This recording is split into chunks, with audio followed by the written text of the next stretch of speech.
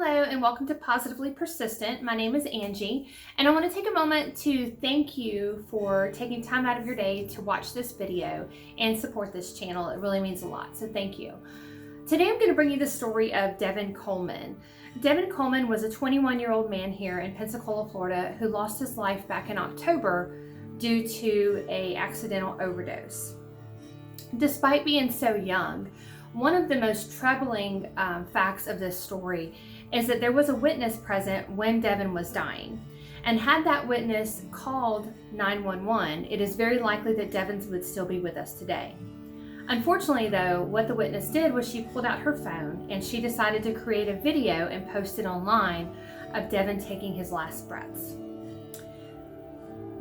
As you can only imagine, Devin's family is completely heartbroken about this, and I recently sat down with his father to talk at length about Devin and about a new piece of legislation that he is trying to get passed called Devin's Law.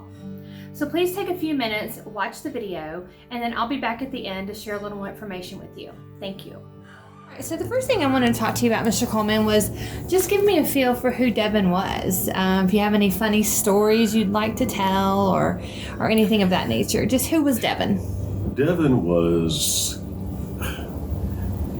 Devin, even as a young toddler, was somebody that always grabbed people's attention. He had a fantastic sense of humor from day one, just little mischievous things that he would do. And even when Devin was in preschool,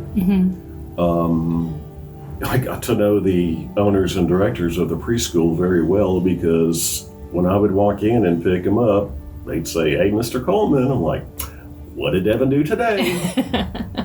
But Devin had such a soft touch and a way of, being that Dennis the Menace type, but would never cause harm to anybody. Just funny. Devin liked to make people laugh, and even until his last days, that the stories I've seen and the people that have contacted me and said, even when they were having bad days, or if Devin might have been having a bad day, Devin made it a point. He would go out of his way to make somebody laugh, whether it was with a corny joke or some funny video that he would post on his Facebook directed at this particular person.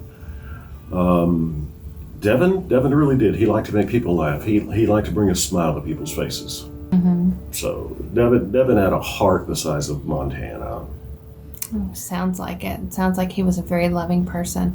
So if you could think of anything right now that really stood out about Devin is outside of being very nurturing. I know you said he had a very good talent for recognizing talent in the music industry. Tell me a little bit about that. Devin could see beyond and past all the stereotypes. Okay. And look at somebody that was really passionate about what they wanted to do and how they wanted to further or enhance their career in the rap music industry. And Devin would meet with them and talk to them and recognize their artistic talent. And Devin helped quite a few people in that area. So you would say that was a passion of his? It was certainly a passion of Devin's. Okay. It was, yeah. Right. So tell me a little bit about, if you don't mind, tell me a little bit about Devin's Law, exactly what you want it to entail and how you want to see that unfold. What I'm hoping Devin's Law will do is create a bipartisan agreement with our legislators in Tallahassee to understand that if you see somebody that is in medical duress, and even just based on whatever knowledge you have, think it could be a life or death situation, I think it should be a crime that if you don't contact emergency medical services and at least let those professionals determine whether or not it's a life or death situation. Some of the case studies I've done, there was a case that I read that occurred a year or so ago somewhere in Central Florida. 4 older teenagers were walking next to a pond. There was a man in the pond who was drowning, flailing his arms, screaming for help. These 4 individuals, instead of calling 911, took out their phones, and did a Facebook Live video of this guy begging for help. The guy in the pond drowned, died, and these 4 boys couldn't be charged with anything. I think at best one was charged with some sort of misdemeanor, but with our justice system and the court system, it's probably going to be a slap on the wrist. But, cases like that, where just having some common decency, just if you see something, make the call. And this individual that was with Devin that gave him that Xanax, that videotaped Devin gasping for air and then posting the video online for anybody to see. And thank goodness I haven't seen it, and I don't want to. His mother the same. But instead of making a joke about it, had she just turned that camera around, called 911 and said, "Hey, look, I'm high on Xanax. I don't want to get in trouble, but I gave this guy a Xanax and I think he's having some medical issues. I think we need some emergency medical technicians out here to look at him and just find out for certain."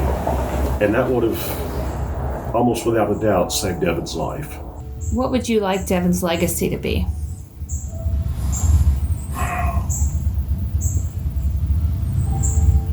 I'm going to try not to get choked up, but I would like a legacy that Devin left behind, one that knows that he did mess up. He made an error, but I could almost tell you wholeheartedly, Devin would say, "Dad, you push for this," because Devin's not the first one to die because of recreational drug use, and unfortunately he won't be the last. I think that Devin would like to say, "Keep pushing, Dad. Do what you can to make this law." Hopefully in an effort to save tens of thousands of other children. To watch your child lay in a box and to give him that last kiss and feel his body just still ice cold for the mortuary, and even though the funeral home did their best to apply the makeup to make Devin look as natural as possible, it still didn't look exactly like my Devin. It's so heartbreaking, and I wouldn't want another parent, whichever side of the political aisle you're on, to have to go through this. This law has to be written, has to be voted on, and has to be passed. Okay. All right. Thank you. Thank you so much for your time. I'm trying to keep my composure. Oh, you're fine.